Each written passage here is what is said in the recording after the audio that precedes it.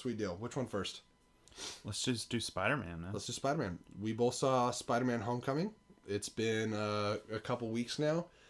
Lots of thoughts I have about this movie, but let's just a couple minutes, not spoiler, general thoughts. What'd you think about Homecoming? Oh, if it you got was a rating. fantastic. I loved it. I feel Rating? like you might have loved it more than me, but let's go ahead. Well, if I'm going to give it a rating, I don't know, dude. Tom Holland was awesome. He's Spider-Man. He's perfect. He is Spider-Man. Yes. I already decided that. Definitely. Great Peter Parker. Great Spider-Man. They perfectly balanced him, like the Peter Parker versus Spider-Man struggle. You know, he has that to, was he has one of to the highlights of the juggle movie. his time, which is a big issue You for have Spider-Man. a party in front of you. Can you go? You're It's Spider-Man, right? Yeah. Yes, and it was perfect. In terms of Everyone's going swimming. in terms of like originality, mirroring familiarity, It was nothing like the other two.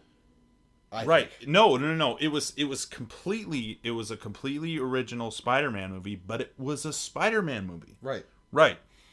It was great. I loved it. I can't wait for more. I'm disappointed that it's come and gone, and that I have to wait a long time to see Spider-Man again. I didn't expect the collaboration to work as well as it did. Good job, Marvel, Sony. Thank you. Yeah. That all being said, probably I don't want to put it quite up there with Civil War. Okay. Or Logan. Sure. I want to give it but I think I gave Batman vs. Superman a 7 out of 10. Maybe give this maybe I gave Civil War a 9.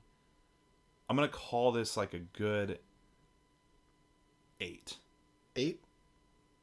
I feel like I give everything an 8 though. I'm not sure. We watch a lot of good movies. I feel like I feel like I give everything an 8 though. You can bump it up to 8.5. Because I don't want to give it a 9, right? I don't. What if it was an 8?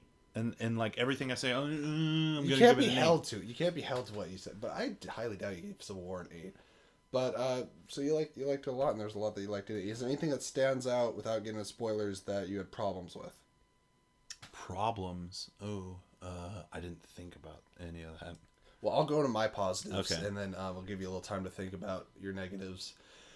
So I'll start out with the score, so then I can explain my score. I choose 8 out of 10 because unless I have any severe problems with the movie, I usually don't go under 8. 8 means it was enjoyable. It was a really good time. There's a lot I really liked about it. Once you get into 7, it's it was okay. It was pretty good. I'd watch it again. But no, there's a lot I really liked about it. Like you said, Tom Holland is Spider-Man, and there was that dichotomy of he's a high school student, but he's also a superhero. And what was really great about this movie is they never said with great power comes great responsibility. They showed you with great power comes great responsibility. That was handled immensely well. And that's really well put. Yeah. Never have we gotten to see such immaturity in a superhero, which I think is something that is invaluable to the Spider-Man character and completely quintessential with who he is, which is why he stands out and why he's so important to be in the Marvel Universe. Is you have all these people that the Captain Americas and the Iron Mans and the Black Panthers, you have kings, gods, people that have been superheroes for a decade or, a long time, and he's just a kid. He's dealing with homecoming dances. He's dealing with school crushes and stuff, things that these guys are so far past and don't understand. And that's always why I've related to him so much as a kid. So they handled that very well. Peter Parker was very well realized. Problems. Did you come up with some negatives? No. Okay, I'll just go into my negatives first then. Spider-Man, I think it was a script thing, and they haven't nailed it in any... Honestly, the closest was Andrew Garfield to me in this aspect, but in none of the 3 incarnations, I think, have they nailed how funny Spider-Man is. How many jabs and quips that he has. He's, not to the level of vulgarity, but he's as quippy as Deadpool is. It's constant. It's there's no off switch. Peter Parker doesn't have that, but when he becomes Spider-Man, that is how he combats his lack of confidence, is with humor. Well, okay, so Spider-Man Homecoming, it's obviously like a double meaning, but so you see him making the joke with like, hey, you're the Avengers, you see it in the trailer. There's a couple. It's there, you know that it's coming. So Sure. And that's why it's not a huge problem for me. It's just like if I'm gonna pick apart a few things, it's something that I could have used. We will need a lot more of it. We will need a lot more of it. As cheesy as it was, I love Andrew Garfield coming in and Rhino's driving the truck. He's like, "Hey, I'm Spidey. You can call me Webhead. You can call me this, but just don't call me late for dinner." You know what I mean? He's just constantly making jokes. And he webbed Rhino's pants, pulled him down, like flipped the gun up. He was just constantly on and trying to be funny, and he made jokes at Electro. Everything. He put a firefighter hat on when he was hosing him down with the firefighter hose. That Spider-Man really nailed it for me. I'm not saying the whole package was perfect, but he did Spider-Man really, really good. Tom Holland has all the potential in the world. I love his Spider-Man. It's definitely in my top 2 favorite Spider-Man villains that we've seen on screen. I love Michael Keaton as the Vulture. He gave us a sympathetic villain that had a storyline, and somebody we could actually care about and understand where they're coming from.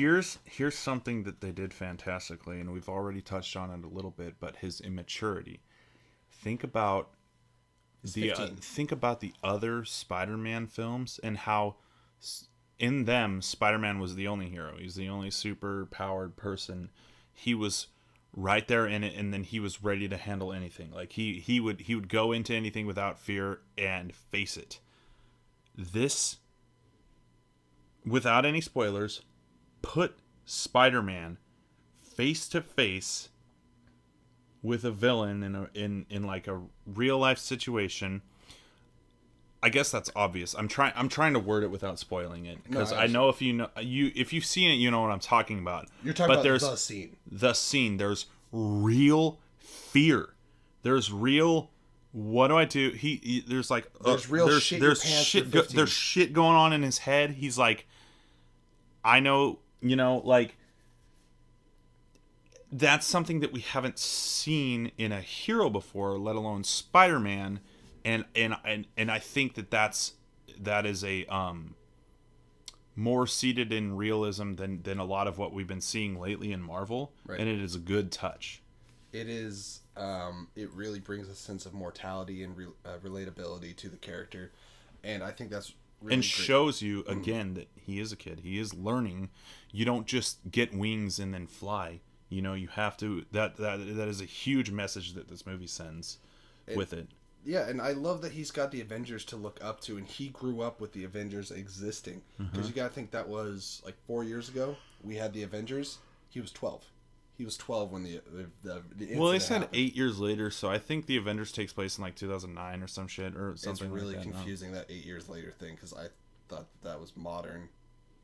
Because Vision references that Iron Man said he was Iron Man in 2008. I've fought people on the internet about this. Yeah. I don't know if it was Sony or Marvel, but somebody did some timeline discrepancy in Homecoming, but we'll just... Either way, he has grown up. With the Avengers. Right. I'm so glad that Tony... I thought this would be a negative going into the movie, but it's a pro how Tony was used in the movie. Mm-hmm. There was many moments where... after seeing... Hello, Spider-Man. Yeah. There's many moments in the movie, like after seeing that in the trailer, so it's not a spoiler, that Tony puts the shit back together. After that, every time something bad would happen to Spider-Man, I'm thinking, this is where Iron Man's going to show up. And then he didn't. I was like, oh, good. This is where he shows up. This is where he's going to save Peter. He didn't. And I was like, thank you. That was really well handled. So yeah, I mean that kind of covers my positives and negatives without getting into it. So, spoiler warning from here on out.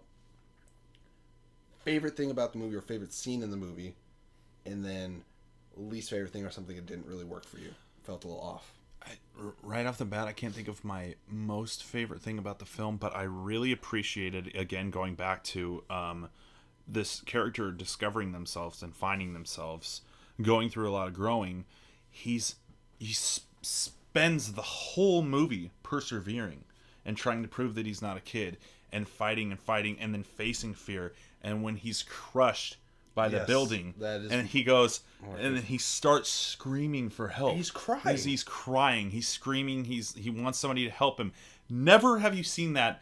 Not only in any superhero that has been in the MCU at all, but in any real Spider-Man movie before that. You're seeing a mortal person, a kid that just happened to get superpowers and has just been trying to play the hero, right? You see more of his human side, more of who he is in terms of like maturity and age than in that one little moment than you do, and then you're like, oh man, don't give up now. Like, you really feel that. Like, you're like, come on, Peter. Come on, Spider-Man. You start feeling that before he starts saying it. Yeah, you're sitting there. It's like, get up, Spider-Man. You're like, get up, Spider-Man. Get up, Spider-Man. And then he does, get up, Spider-Man. You can do it, Spider-Man. Doing it. That self-motivation. He's like, no, I'm not a kid. I'm Spider-Man. I'm Spider-Man. Spider-Man. The suit is not Spider-Man. Right. I am Spider-Man. If you're nothing, or if you're nothing with the suit, then you shouldn't have it. Right.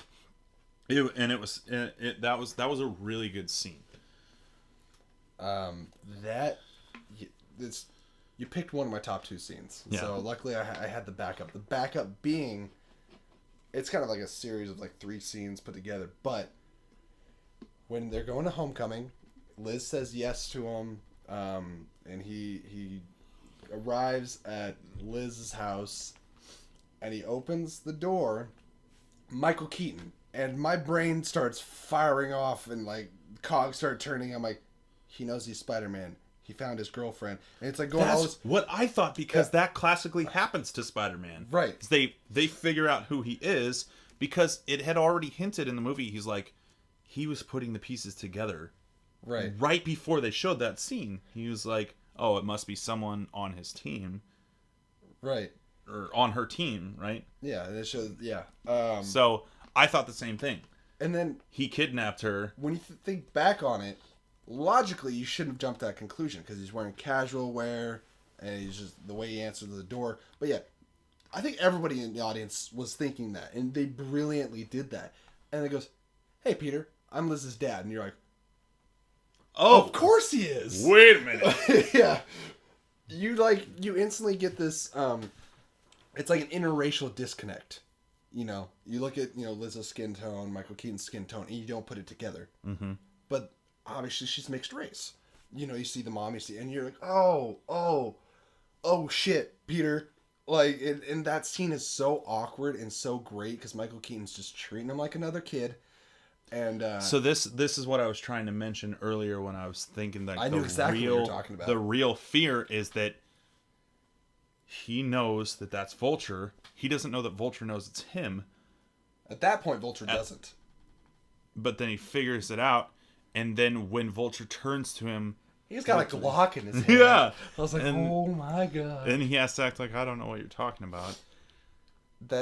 It was so great because they're just asking him simple. Because he could be shot. He would die. Yeah, he's got simple like just father to daughter's date questions, and everyone's treating him really normal, and he's being really awkward. He's like sweating bullets, and then Liz is like, "Oh, is that a corsage?" He's like, "Yeah, yeah." And nobody knows why he's being so weird. And then Michael Keaton starts asking these questions, or what's his name? Something Toombs. I don't remember his first name. I don't know. But yeah, Vulture starts asking questions, and they talk about the Stark internship. Obviously, that pisses him off because Stark basically ruined his entire life. And then he's like, yeah, good thing Spider-Man was there. Good old Spider-Man. And he starts putting it together. And what's really brilliant, somebody brought this up in a review. I didn't notice it until the second time I watched it. You see, when he's starting to figure things out, the red light of the street light is on his face, right? And it's red. And right the moment that he figures it out, the green light. Oh, it's kind of like the light bulb. Yeah, it's the light bulb. It's symbolic.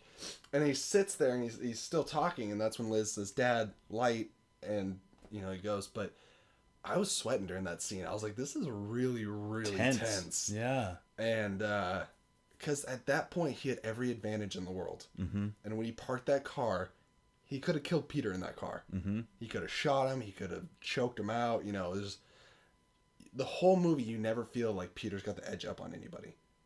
He's constantly right. being And beaten when you think about it, even though like the score was big, Vulture wasn't going for that big score, Right. and he finally was convinced to do it. But in terms of like the scale of villain that he was, it was more small scale. Right. You know, he wasn't facing some fucking... It wasn't end of the world. Right, It wasn't even right. end of the city. Like, he Right. didn't have any ill will to anybody, really. He Not was even Spider-Man until he interfered with him. Yeah, right. he was just trying to keep a business going. Like, Right. it was a dirty business. He was killing people. Well, He killed accidentally. eight people. I thought that was the anti-gravity gun. Gravity gun. Right. Yeah. We had a couple shockers in here. We have freaking Aaron Davis, played by Donald Glover. Yeah, he did almost nothing, though. Almost nothing, Almost except nothing. for, say, Miles Morales exists in this universe. Nuke bomb. Aaron Davis is Miles Morales' uncle, and he's like, I don't want these guns. I know, in but this neighborhood. he also becomes a superhero, too. Villain? The Prowler. Oh, I thought the Prowler was he's a villain. Yeah. Oh, okay. Never mind. Yeah. So Miles Morales exists in the Spider-Man universe. That's pretty cool. There's a lot to like in it. So... I don't necessarily like the Iron Spider-Man suit that much. I like that he's got all these different webs that he can use, and the fact that he has a voice to talk to is kind of like him having thought bubbles, because he gets to talk out loud. Or his own, like, Jarvis. Yeah. But I hope they get rid of it. I don't hate it. I honestly... Spider-Man is a person of many suits, which is fine.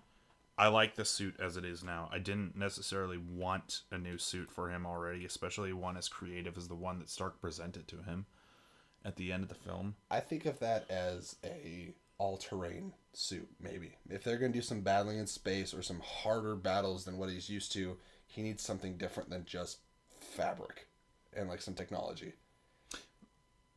The suit clearly helps him, Right. though. Which is why there was the argument whether if you're nothing without the suit, you shouldn't have it. And I really Even without the AI, he didn't even know that was in the suit. Sure.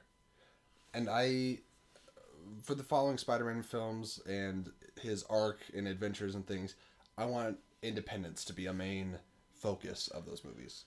Okay. Here's something that we haven't talked about while we're talking about Spider-Man. What about that big shit show? Venom is part of the MCU announcement. I refuse to comment on that because I hear something different every week. The Kevin Feige expression. This was big all over the internet. Oh, when Amy Pascal was just Yeah. like running her mouth and Kevin Feige's like, he's what? What? My basic understanding at this point, what seems to be the common theme is that Spider-Man, Tom Holland's Spider-Man, can show up in Sony's Spider-Man properties. These movies have no significance in the Marvel Cinematic Universe. These characters cannot show up in the Marvel Cinematic Universe. But Spider-Man could be in there. That's my But understanding. that confuses the fuck out of people. Like, Spider-Man can just have his own adventures. A Venom movie does not have to impact the Marvel greater universe. go to space, alien symbiote, but it looks like Thanos is coming to them. So, Yeah. They gotta go to space at some point. Avengers 4. Maybe. How the other thing we haven't talked about is MJ. Fuck. We knew Zendaya was going to be Mary Jane. But she's not. She's not Mary Jane. She's MJ. And you know what? Kevin Feige said after the movie came out, Zendaya is not Mary Jane Watson. She's a character whose name happens to be MJ, and that was our way of kind of doing a wink and nod to the comics. I was like, so she's not the character? Is she anything? Is she going to be a love interest going forward? Do we still get a Mary Jane? Why even do that? Why don't you just make her a new incarnation of Mary Jane? I think that she might be like a... Here's the thing, though, is when you get Peter Parker to have like he has many love interests, but what they did most wrong with Tobey Maguire's is they did Mary Jane right off the bat, his definitive love interest. If you make something that permanent, you kind of tie them up. I don't know how to It's like the problem that Arrow had. You introduce Dinah Lance right away, and it's like they're supposed to get married. You can't cock tease this relationship for 5-6 seasons or whatever. Right, exactly. That was kind of the point I was trying to make. Flash handled it much better. So MJ would be probably like, you get a girlfriend, you break up. He can juggle it, and then he could lose her, and then he could like, learn from that, or but be able to like grow more as a hero, as a character, all the things that happened to the Avengers, whatever, so and then he could get something more once he's ready, because things are, God, I am having such a hard time wording this. It is made very clear by the Spider-Man movie that he's juggling a lot. He's not ready to juggle a long-term relationship, especially something as permanent as Mary Jane. Right. That's all I'm saying. You just hit the jackpot, Tiger. Well, I tried. I'm really interested. I'm very curious to see what the next Spider-Man movie is. Who's your villain of choice? Who would Carnage. you like to see? Carnage? Carnage is going to be the villain of the Venom movie. Yeah. So I hope that they're connected. I want them to be connected. Tom Hardy as Venom? That's pretty cool. It's really cool if this actually happens. If they actually make the movie and they actually connect it to the MCU. Why do they have to make Venom separate from Spider-Man? I have no good answer. Is it so that we get more screen time with Venom and Carnage? Because if you tried to shove both of them into one movie, it might be problematic. They're also Sony's doing a Silver and Black movie. That's Black Cat and Silver Sable. So they're trying to introduce Peter's Rogues Gallery separately, faster. Yeah. How about those post-credit scenes? Or that Aunt May at the end of the movie finds out that he's Spider-Man. What the fuck? Yeah, that was great. Blitzkrieg Bob playing twice in the movie. It was pretty cool. I liked the credits roll, the animations. There was a lot of very Spider-Man-y stuff in the animations there. We were introduced to Mac Gargan, for any of you Spider-Man fans, in the Spider-Man movie, and that is Scorpion. One of the Spider-Man villains. He's got a scorpion tattoo on his neck, if it wasn't obvious enough for you. And then he comes back and meets up with Toomes in prison and says, "Hey, I got some friends on the outside. They really want to slit this dude's neck." And I was like, "Oh, Sinister If I Six?" knew who he was, he'd be dead. Yeah, he says the word around the street is that you know who he is, and he says he covers him. You think they're trying to set up the Sinister Six yet again? I do, and I don't think it's going to happen in the next movie, but I think we're going to see Matt Gargan and possibly Michael Keaton again at some point. I hope so. I appreciate that yet again they didn't kill a Marvel villain. Yeah. So he can come back, and then they had the other scene was the PSA for with Captain America about sometimes Waiting patience for doesn't always pay off, and it's disappointing. And I'm like this post-credit scene. Yeah. I was like, where are they going with this? And that just ends. I was like, you motherfuckers. Yeah, exactly. So it was good. It was a fun entry into the Spider-Man universe, and everyone's like, "Is it the best Spider-Man movie? Do you like it more than the other ones?" Weird thing, and I figured when this came out, I'd just be like, "Oh, it's the best Spider-Man movie, hands down, no competition." It's so the other direction of the other movies that I compare the other two to each other, but for some reason I can't compare this to those ones because there's like no similarities other than the fact that it is Spider-Man, but they just handled it so completely different. They made a John Hughes high school movie with Spider-Man. Yeah, like I expressed before, it is so original, yet Spider-Man. It's Spider-Man. Right. I still like The Amazing Spider-Man 2 a lot. Like a lot. But you're right; they are completely different movies.